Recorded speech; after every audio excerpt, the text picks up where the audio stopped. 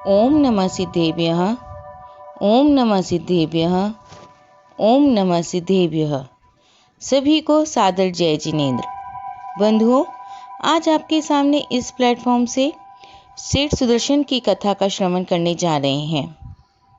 मोक्षगामी सेठ सुदर्शन की कथा का वाचन गणिनी प्रमुख आरिका श्री ज्ञानमती माता जी की सुशिष्य प्रज्ञा श्रमणी आरिका रतन श्री चंद्रामती जी के मुखारविंद से हो रहा है। यदि आपको ये क्लिप अच्छी लगे तो आगे भी शेयर करें और लाइक करें, और हाँ, सब्सक्राइब करना ना भूलें, क्योंकि सेठ सुदर्शन की गाथा के अन्य पार्ट भी हम बनाएंगे तो आपको उनकी नोटिफिकेशंस मिलती रही। तो चलिए श्रवण करते हैं मोक्षगामी सेठ सुदर्शन की कथा पार्ट 1।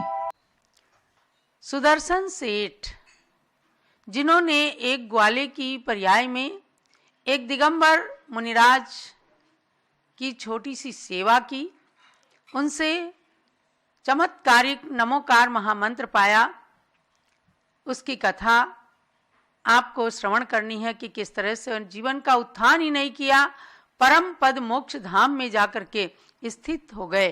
तो चंपापुर नगरी की कहानी है कि चंपापुरी के उद्यान में मुनिराज ध्यान लीन थे और एक ग्वाला गायों को चराते चराते जंगल में देखता है उन मुनिराज को। फिर क्या सोचता है, ऐसी लागी लगन एक ग्वाले के मन, वह तो जंगल में गायें चराने लगा।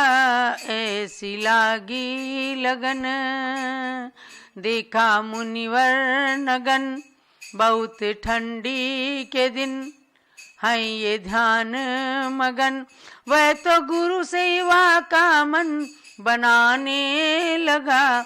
ऐसी लागी लगन। पहले तो वो जान नहीं सका, वो सोचता है कितने गरीब हैं जिनके शरीर पर एक लंगोटी भी नहीं, एक चद्दर भी नहीं है। उसके बाद उसने उनके ध्यान की स्थिति देखी तो समझ गया ये कोई महात्मा है, ये कोई साधारण व्यक्ति नहीं है। तब वो सोचता है मैं कैसे इनकी सेवा करूं। एक दिन ग्वाला गाय चराने गया, शाम को सेठ के घर पहुंचाने गया। मार्ग में देख मुनि गीत गाने लगा, ऐसी लागी लगन एक ग्वाले के मन। देखा बर्फीली सर्दी में भी वे मुनि, लीन थे तप में वे भी दिगंबर मुनि। ग्वाला आंखों से आंसू बहाने लगा, ऐसी लागी लगन एक ग्वाले के मन, वह तो जंगल में गायें चराने गया। देखा मुनिवर नगन है ये ध्यान मगन, फिर तो गुरु सेवा का मन बनाने लगा। ऐसी लागी लगन। गुरु की महिमा वर्णी न जाए, गुरु नाम जपो मन वचन काए। गुरुओं की महिमा का वर्णन शब्दों में नहीं किया जा सकता। वे तो अपनी काया से अवाक विसर्गम वपुषा एवं मोक्ष मार्गम निरूपयंतम मूर्तमेव।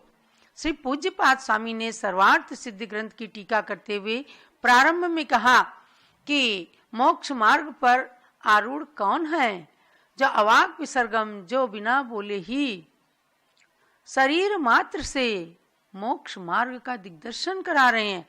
ऐसे मुनिराज ध्यान में लीन थे। ग्वाला सोचता है कि तो महात्मा जी हैं, मैं इनकी सेवा कैसे करूं। फिर वो क्या करता है, उसने सोचा गुरु की मैं सेवा करूं, कुछ तो सर्दी भगाने की कोशिश करूं।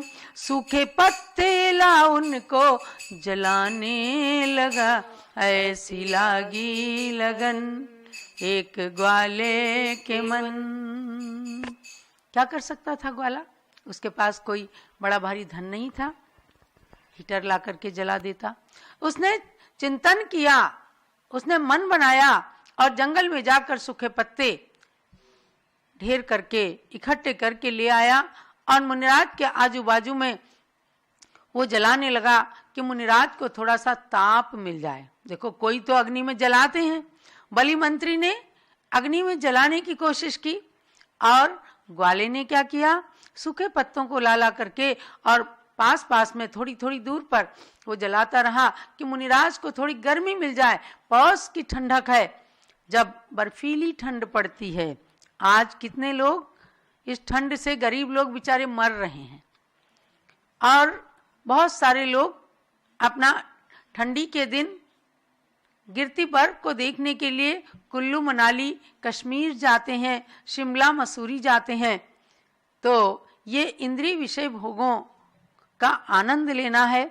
लेकिन एक ग्वाले के मन में उन मुनिराज के आत्मध्यानी मुनिराज की सेवा करने का भाव हुआ, तो पत्ते जला करके, अब क्या पत्तों में हिंसा नहीं होती है? आज अगर कोई गुरु की सेवा कर दे आग जला करके और उनकी ठंडी को भगाने का प्रयास करे, तो बेचारे लोग जो दुराग्रही हैं, निंदक हैं, वे निंदा करने लगते। अरे सुनो तो सही, देखो तो सही, आगम को पढ़ो तो सही कि किस तरह से लोगों ने संतों की सेवा करके पुण्य की प्राप्ति की और उनके धर्म ध्यान में साधक बने। रात भर गुरु की सेवा वो करता रहा, अग्नि से मुनि का तन गर्म करता रहा, सेवा से मन को पावन बनाने लगा, ऐसी लागी लगन एक ग्वाले के मन। पूरी रात वो सेवा करता रहा कि मुनिराज को मैं क्या दे सकता हूँ, क्या कर सकता हूँ, ना इन्हें कपड़े पहना सकता, ना ये आंख खोल करके मेरे से बात कर रहे हैं, तो इन महात्मा जी की मैं इतनी सेवा कर लूं। रात भर वो मुनि के शरीर को थोड़ा थोड़ा गर्म करता रहा। फिर क्या होता है, भोर में मुनि ने ध्यान समापन किया, भोर में मुनि ने ध्यान समापन किया, ग्वाले को दे महामंत्र पावन किया, वह नमोकार की धुन लगाने लगा, ऐसी लागी लगन एक ग्वाले के मन। सवेरे जब मुनिराज आंख खोलते हैं, देखते हैं ये ग्वाला सेवा कर रहा है।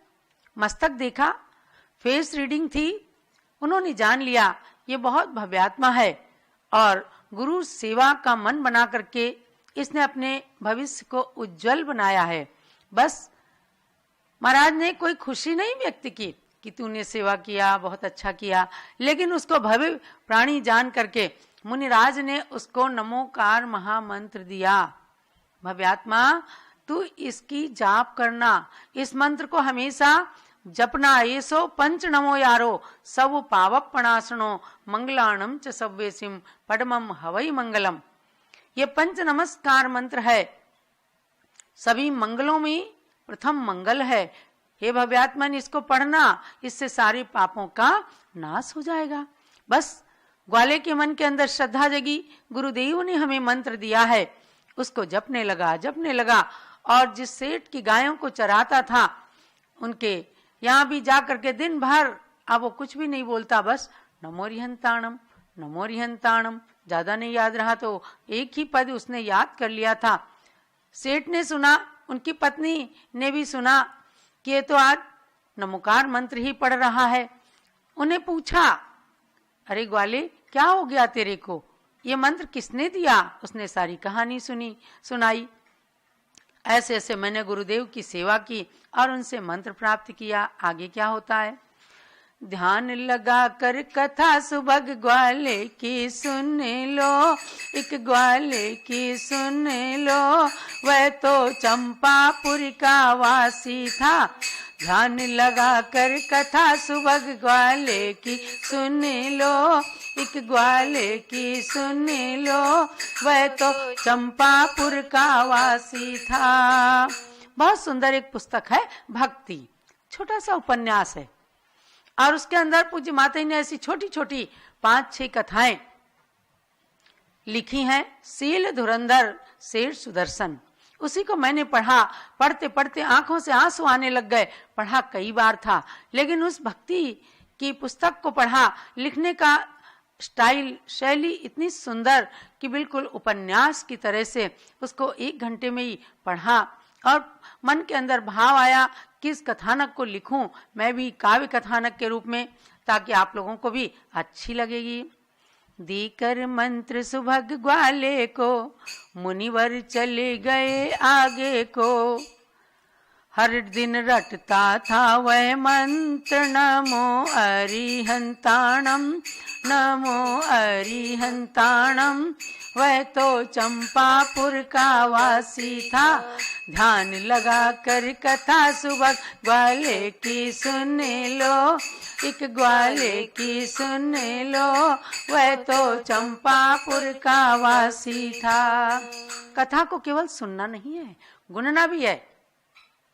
इस बार जब मैं शनिवार को प्रश्न करूंगी आगे पद्मनंदी पंचशतिका की, तो इसके अंदर से भी प्रश्न करूंगी, क्योंकि यही पौष का महीना है जब सुदर्शन सेठ को पौष शुक्ला पंचमी के दिन निर्वाण पद की प्राप्ति हुई। इस कथानक को सुनिएगा आप और ध्यान भी रखिएगा। अब की बार के प्रश्न में पद्मनंदी पंचशतिका के साथ साथ इस सेठ सुदर्शन के कथानक में से भी प्रश्न आएंगे। तो क्या हुआ कि वो रोज रटता रहा नमो अरिहंताणम, नमो अरिहंताणम। पूछा मालिक सेठ ने उससे, तुझको मंत्र दिया ये किसने?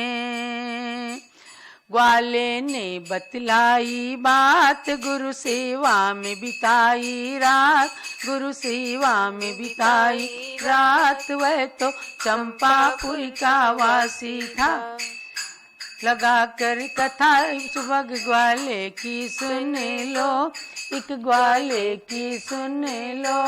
वह तो चंपापुर का वासी था।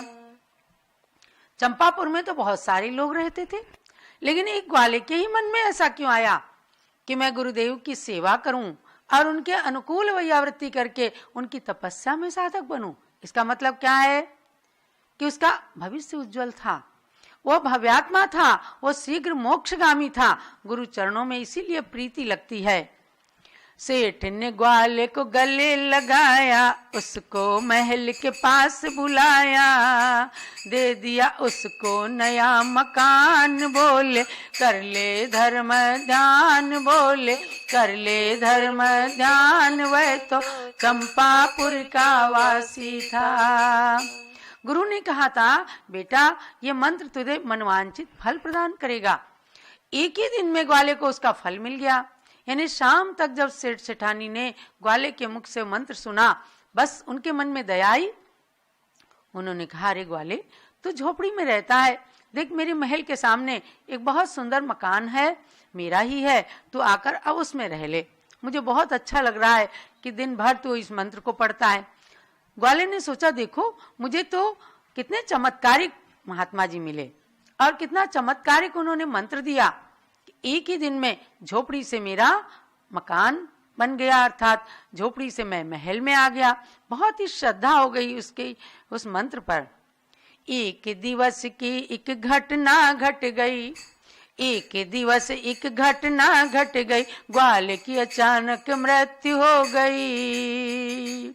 मंत्र को पढ़ते छोटे छोड़े प्राण बन गया, सेठ का पुत्र महान बन गया, सेठ का पुत्र महान। वह तो चंपापुर का वासी था। वह मर करके और क्या होता, उसी श्रेष्ठी का पुत्र हो जाता है। श्रेष्ठी बृषभदास की पत्नी, वह जिनमती थी धर्म की जननी। उसने सपने देखे 5, पाया पुत्र सुदर्शन राज, पाया पुत्र सुदर्शन राज। वह तो चंपापुर का वासी था। ध्यान लगा कर कथा ग्वाले की सुने लो, एक ग्वाले की सुने लो। वह तो चंपापुर का वासी था। जब लो नमोकार महामंत्र राज की जय। बंधुओं, ये नमोकार महामंत्र का चमत्कार रहा। एक ग्वाला जिसकी गायों को चराता था, एक मुनिराज की सेवा के प्रभाव से, एक मंत्र के चमत्कार से उसी श्रेष्ठी की धर्म पत्नी जिनमती के गर्भ में आ गया और 9 महीने के बाद जन्म लेता है। यानी उनके जन्म के समय माता ने, जिनमती ने 5 सपने सुंदर सुंदर देखे। मैं कल आगे कथा को बढ़ाऊंगी। और उनके गर्भ से जो बालक जन्मा उसका नाम रखा गया सुदर्शन। ऐसी कथा को सुन करके आप भी अपने मन को सुदर्शन बनाइए। सुदर्शन मेरु जो जम्बू द्वीप हस्तिनापुर में निर्मित हुआ है, उसका परोक्ष में भी दर्शन, क्योंकि एक बार तो कभी न कभी आपने किया ही होगा, परोक्ष में दर्शन करके और सुदर्शन अपने मन को, अपने हृदय में अच्छा दर्शन हो, भगवान का दर्शन हो, सुमेरु पर्वत का दर्शन हो, ऐसा भाव बनाते हुए अपने मानव जीवन को पवित्र करें। आप सबके लिए मंगल प्रेरणा। पौष शुक्ला पंचमी के दिन श्रेष्ठ सुदर्शन का निर्वाण लाडू आप सभी को चढ़ाना है। हस्तिनापुर से श्रेष्ठ सुदर्शन की पूजा में भी सम्मिलित होकर के और खूब अपने जीवन का भी उत्थान करना है। यही आप सबके लिए मंगल प्रेरणा और आशीर्वाद है। जब बोलो परम पूज्य गणिनी प्रमुख श्री ज्ञानमती माता जी की जय। सिद्ध परमेष्ठी सुदर्शन महाराज की जय।